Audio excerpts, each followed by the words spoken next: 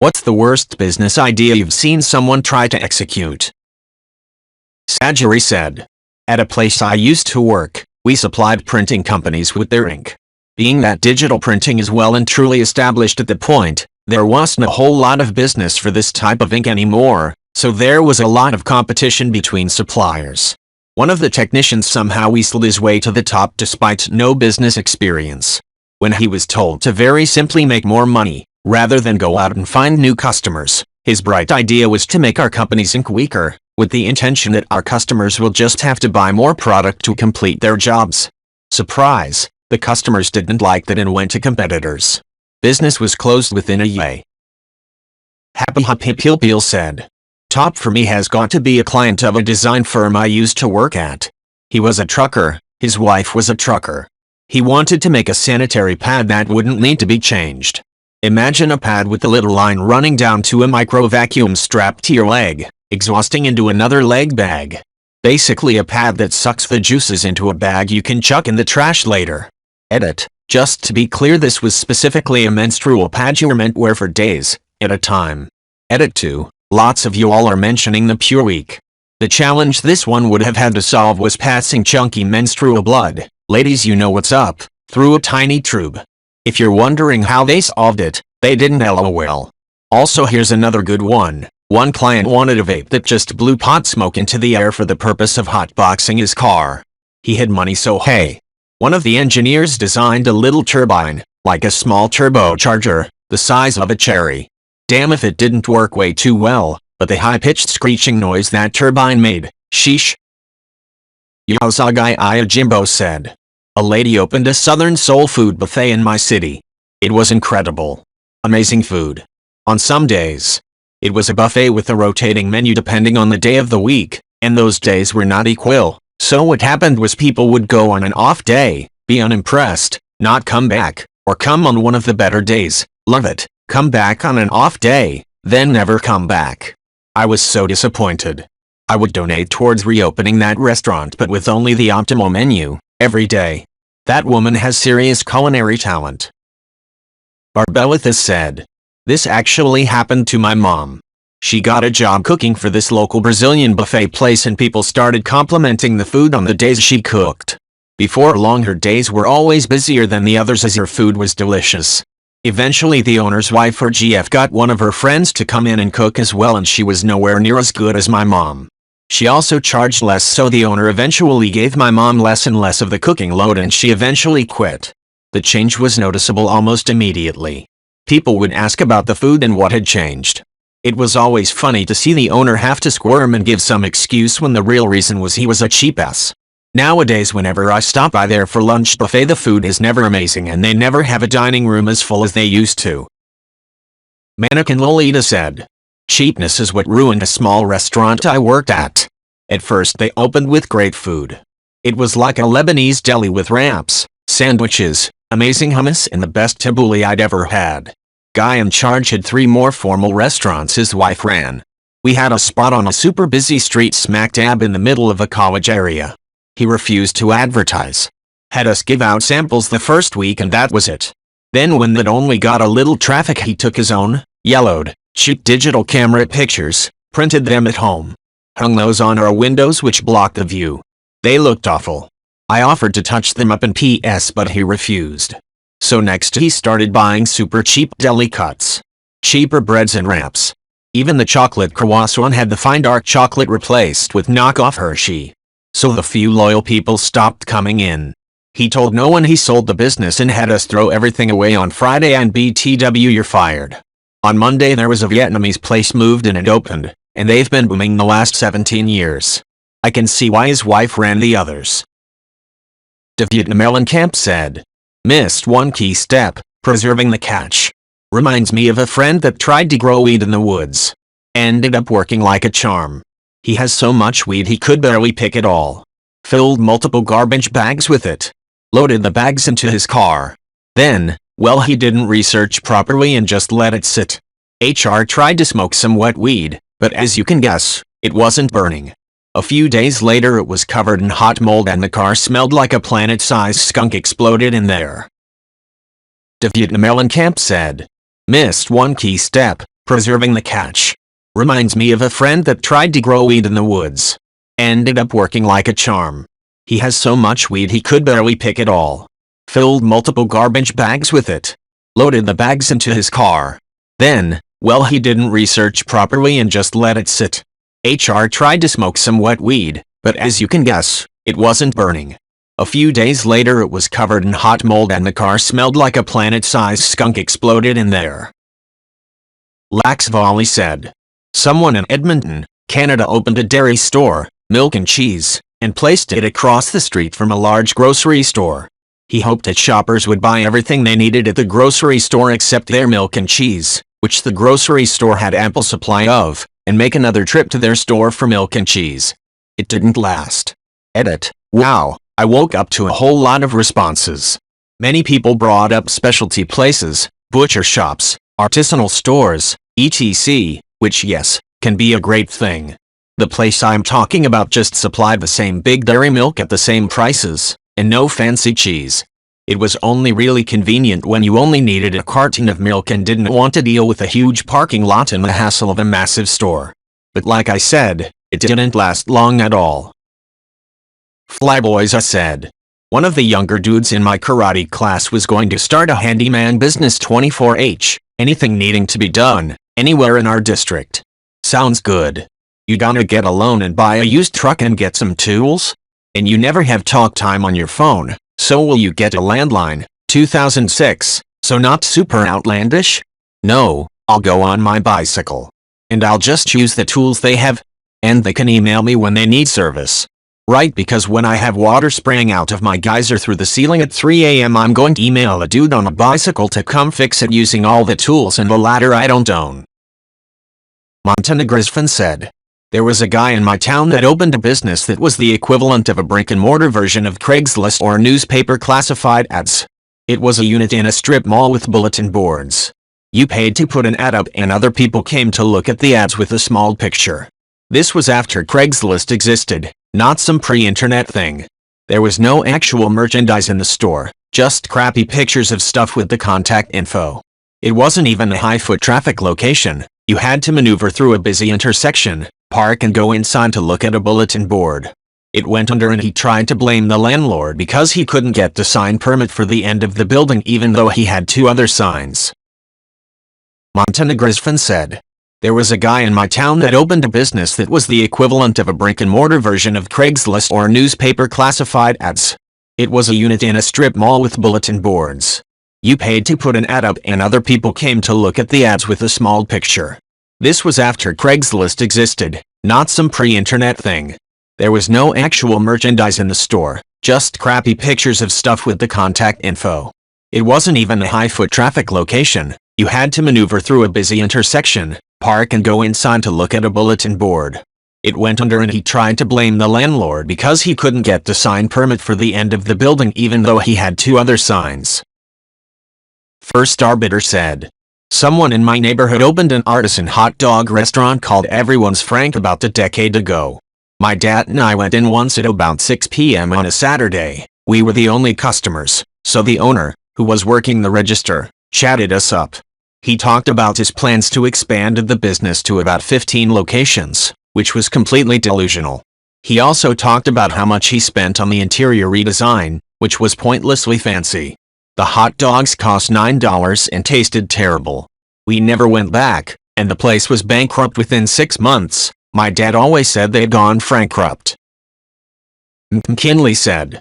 A loudmouth drunk, supposedly an ex-NFL player from way back, opened a fancy pizza place across the street from the small town's old favorite normal pizza place. It was a pretty obvious attempt to put the old place out of business and corner the lucrative small town pizza market. The owner of the new place would get hammered and walk around to random tables to schmooze. He would loudly hit on the ladies in front of their dates. It had really good pizza, but it was horribly overpriced and the portions were tiny. It went out of business pretty quickly.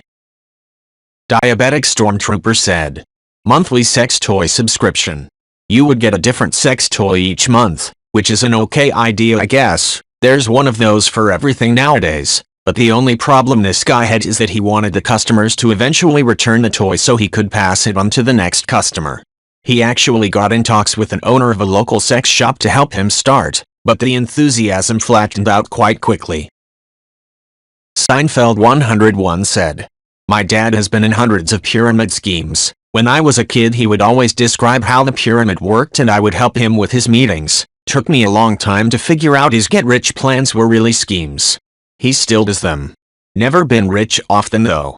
One was Excel, a super cancer-beating fruit juice. You give me $5,000, then you get 5 people to give you $5,000, then they get their own people to give $5,000. House Renovations said, "We had a woman in town who started this bookstore candy store combo. It was just weird and I'm not sure what it was trying to be.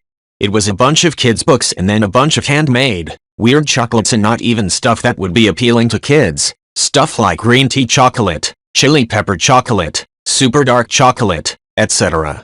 There were tables to eat the chocolates but then you couldn't look up the books because your hands would be dirty. The whole thing was just bizarre. Strangely, it stayed open for a year. In fairness, the lady who owned it was truly a sweetheart. People loved her. She was an older, super kind, super chatty lady. But the business was, well, not sustainable." Alikuta said, "So my friend had an idea that she thought was brilliant. It was to take all tap water and bottle it in parks and sell it, and then use that money to pay for homeless necessities. Really good intentioned, and a kind gesture. However, in my country there are free fountains everywhere for drinking. So she spoke to her town's mayor and suggested that all of our water gets put into water bottles and then we sell them beside the water fountains. The mayor destroyed it really quickly with how it would create unnecessary waste. The amount of money you have to spend on wages to have people standing near fountains 24/7. What if people have reusable water bottles? And why doesn't she find a way to collect money for existing homeless programs?" Friend got pissed. Still thinks her idea is brilliant. Edit. Everyone is commenting how this is Nestle but I don't think they're reading the post fully.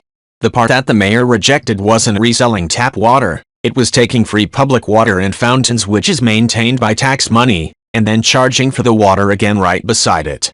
It's like standing in a park selling oxygen tanks. It was also just a funny image to me to imagine entry-level workers, most likely young teens, just standing around all of our water fountains 24/7 charging for redundant and wasteful water bottles. The cost of this would be very high and it would probably not generate enough revenue to begin to pay back the wages, let alone contribute to homelessness effectively. I think an idea could be here, but it needs a lot more work and I think she moved on. Caffeine69 said, "I had a customer once that wanted to build an auction website that would put eBay out of business. His hook was he wanted to sell very niche expensive items. To kick the whole thing off he was going to sell Monica Lewinsky's just-stained dress. Out of all the polite questions that emerged from the initial meeting I finally got around to asking how he ended up with the infamous dress. Oh, I don't own that. I was just going to take the final auction bids and offer that to Monica for the dress. I see. In your budget for building set empire? Would $1,500 bucks get me started?" Watching Insolence said, "One asshole tried to exploit people's fears after the 9/11 attacks by marketing parachutes to businesses with offices in skyscrapers. There was nothing special about them, they were normal parachutes.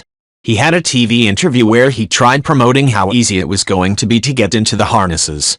However, his assistant couldn't get into the harness. He chastised her for it on television.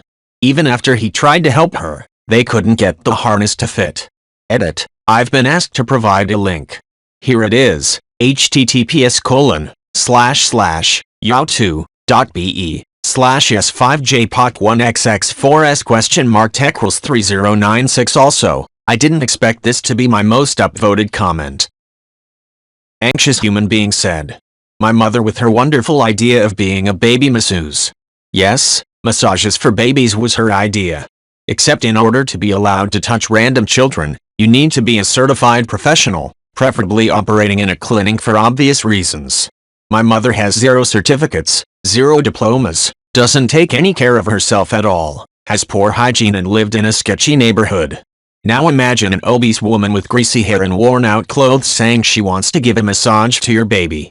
Not to mention the fact there's already children's doctors and other professionals who have training and know what they're doing, unlike her, who watched 2 videos on YouTube and decided she was a professional. Yes, Mom, great idea. I really can't understand how that business idea of yours didn't take off immediately. Bluecake said, not even a bad idea, but I love this. Fort Lauderdale wraps around a much smaller town called Wilton Manors. Wilton Manors is best known for being very, very gay. Drive down the main street and every other business name is a gay pun. Ball sporting equipment. Tops and bottoms apparel. Geisha sushi. In 2007 I saw a new place under construction, sign in place, rock hard. I guessed it would be a music store, boyfriend guessed jewelry store. It wound up being a gym. The gym didn't do well and shut down pretty quick. Then a sex shop opened up a block away, using the gym sign. That version of rock hard love stuff is still open 13 years later. Surplus 32 said, there was a bar that opened in the capital of my country that wouldn't charge you for the drinks, but for the time spent there. Obviously everyone's goal was to drink as much as possible in the least possible amount of time, so they had to shut down soon. Edit. Whoa, this blew up much more than expected. It was interesting to read about similar practices all over the world. It seems that it might not be such a bad idea after all, but it requires certain adjustments to work. In this case there were no restrictions whatsoever, no minimal time etc. You just pay a certain amount per each minute you're inside, so a lot of people just abused such setup and the bar went bankrupt. Blinka-Smurf said, the thing with restaurants is that they sell the pleasant experience along with the food, and that maximum profitability comes from immersing the customer in that pleasant experience and isolating them from the true nuts and bolts of what is actually going on behind the scenes. So, people who have never worked in restaurants think it must be easy to do because their only experience with restaurants has been the easy experience of the customer. And nothing could be further from the truth. Running a successful restaurant is hard. Profit margins are often razor thin, and it requires bringing together and juggling many disparate elements that can go pear-shaped in a nanosecond. Plus, if you don't sell your stock in time it goes bad and vanishes, unless you own a piece of shit frozen to microwave place. Imagine owning a hardware store and not selling all 20 hammers in 3 days, and then throwing out 7 of them. Bye-bye money. I worked in restaurants for 15 years and would never get in the business as an owner. It's not your key said. I did a short stint doing sales for an events company around the time Flappy Bird became a massive success. Remember Flappy Bird? A speaker at one of our conferences, a senior marketing exec at a mid-sized company, was telling me she was going to quit her full-time job and start a business developing apps. Cool, what kind of apps? Oh, stuff for kids, mostly. I've got this idea for, proceeds to describe Flappy Bird. Oh, so, like Flappy Bird. No, not exactly. My boss, the head of conferences and a harmless but incessant flirt, actually kept in touch with her for a while. She was quite attractive and, I suspect, surrounded by yes men agreeing with her not Flappy Bird idea. Turns out she did start the company, wiping out a good chunk of her life savings, before eventually folding and going back to marketing. It's not your key said. I did a short stint doing sales for an events company around the time Flappy Bird became a massive success. Remember Flappy Bird? A speaker at one of our conferences, a senior marketing exec at a mid-sized company, was telling me she was going to quit her full-time job and start a business developing apps. Cool, what kind of apps? Oh, stuff for kids, mostly. I've got this idea for, proceeds to describe Flappy Bird. Oh, so, like Flappy Bird. No, not exactly. My boss, the head of conferences and a harmless but incessant flirt, actually kept in touch with her for a while. She was quite attractive and, I suspect, surrounded by yes men agreeing with her not Flappy Bird idea. Turns out she did start the company, wiping out a good chunk of her life savings, before eventually folding and going back to marketing. K. Wong said, men at my school thought cryptocurrency faucets, you know, Bitcoin for watching ads, that kind of thing, were a good way to make money, so at lunch and during free periods he would borrow as many school laptops and computers as he could and run every fake faucet website for an hour. He made almost $1 at the end of the school year. Good thing some of it was Dogecoin since it ended up being a little more. Annie Louise 237 said, former mother-in-law tried to sucker me and so into a pyramid scheme. Her pitch, I want to make $1 million in a year, cue to me asking, okay, what is your business plan? Then her husband asks, "Yeah, what is your business plan?" And she screams at her husband, "My plan is to make $1 million in a year." Unfortunately for her, the business she wanted us to invest in I had just watched an hour-long YouTube video on, about how it was a scam and akin to a cult. We ended up not investing anything, and later that year had to ask her not to give us her products as Christmas presents. It was doTERRA. Yes, she lost all money invested, and a year later doesn't touch her stockpile of oils after having previously tried to stop medications in favor of drinking lemongrass and peppermint oil. She is now suffering from stomach ulcers. Liz Aslover said, "Holy fuck, this question sparked a long-forgotten and best-forgotten memory, but I remembered it now, so here goes. Me and my childhood mate called Barry decided that since he had a big shed, we could set up a shop to sell sweets, candy, to the lazy kids that didn't want to walk the 5 minutes to the normal shop. What we done was invest I am assuming about 70 pence, in sweets. Brought them round to his shed. With no signs or advertising, we had hoped that the other kids would just stroll on in and buy our merch at twice the price you could get from the shop. That venture lasted until about tea time, and we ate the stock in one sitting. Disclaimer, prices and memories may be blurred due to a mixture of time passed and beer intake." Om's Cocktails said, "I was friends with the guy that owned a movie rental place who was both a fucking genius and a complete moron. He used to work for Disney's apparel design section, and one day came to them with the idea to make business casual Disney clothes. The idea was that married women mothers were the #1 purchasers at the Disney store, and you could get extra money out of them if you made stuff like simple polos or button-ups with just a little cartoon character embroidered on the chest that they could buy for their husbands. No, Disney said, our biggest apparel sellers wear those full-size graphic tees." He left Disney, and within 5 years Disney had started selling exactly what he had suggested. He also told me that he was never ever going to carry DVDs because they damaged easily, and likewise he would never ever rent disc-based video games, VHS and cartridge only. That one didn't work out so well for him. Ironing Out Wrinkles said, "An acquaintance wanted to start a gift basket business to sell baskets to real estate agents. She wanted me to come in as her business partner. She basically lost her shit on me when I told her I could not assemble a gourmet coffee and snack basket with a $25 price point. I pointed out that there was no way I could put it together, food, basket, wrap and ribbon, for $12.50. I explained that the cost of the basket had to be half of the selling price or less in order to make a profit. She basically wanted me to foot the cost of a luxury gourmet food basket, and then she would sell it at a loss to get the basket contract. Well, no loss to her, as she wasn't paying for anything. Apparently, according to her, that was my job as her partner to invest in the business. She also expected me to do all the work running around the city via public transit when she was the one with a car. Oh, yes, let's not forget how stupid I was for wanting to get a business license and number so we could shop wholesale, and for calling the city to inquire about home business regulations and taxes. You know, business stuff. That partnership didn't last a week. She was supposed to have the big ideas and I was supposed to make it happen and make her rich.